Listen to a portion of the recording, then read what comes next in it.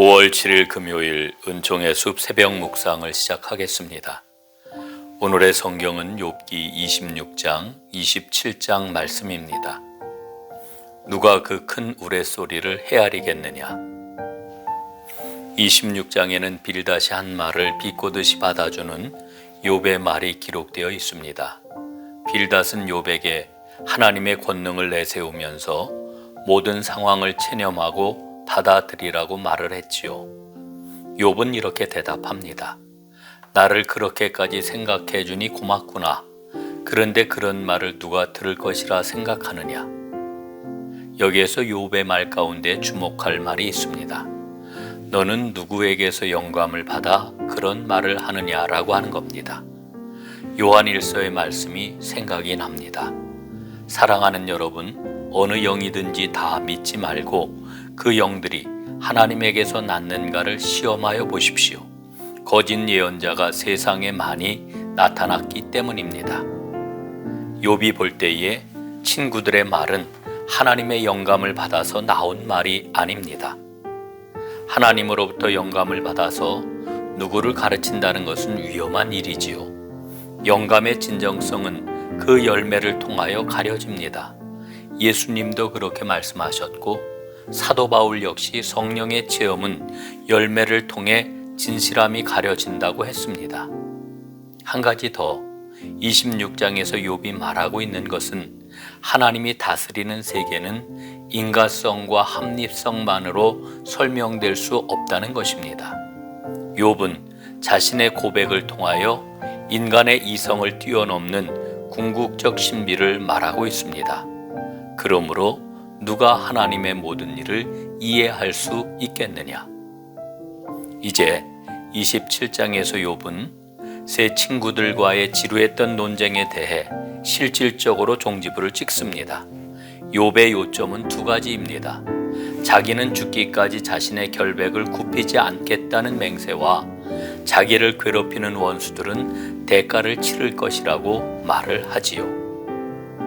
욥은 새 친구들을 향하여 자신의 결백을 또다시 주장합니다. 그는 살아계신 하나님 앞에서 나는 죽기까지 라고 하는 말을 사용하면서 자신의 결백을 주장합니다.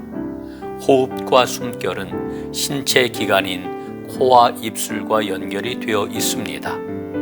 그의 양심은 물론이고 신체 기관까지도 자신의 결백을 호소한다는 말입니다.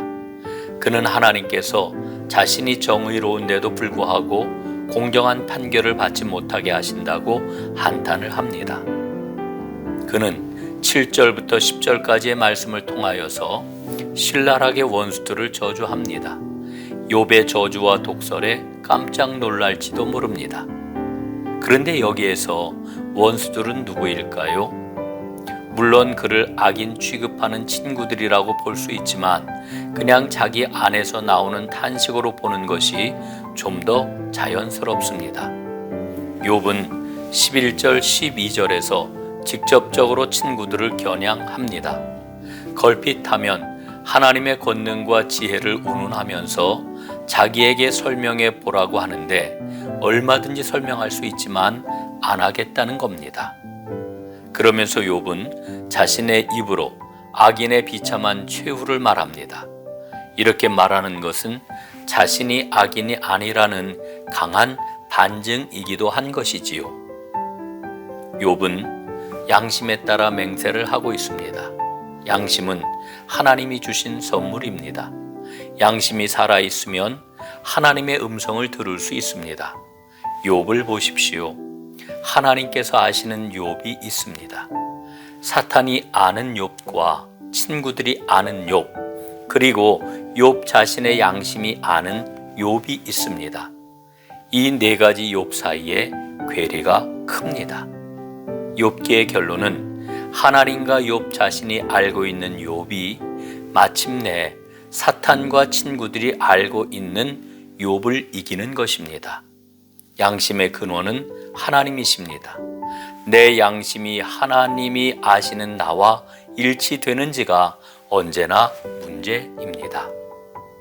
나는 그리스도 안에서 참말을 하고 거짓말을 하지 않습니다. 내 양심이 성령 안에서 이것을 증언하여 줍니다.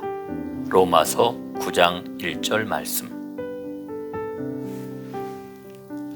욥을 통하여 우리의 믿음이 깊어지게 하시니 감사합니다.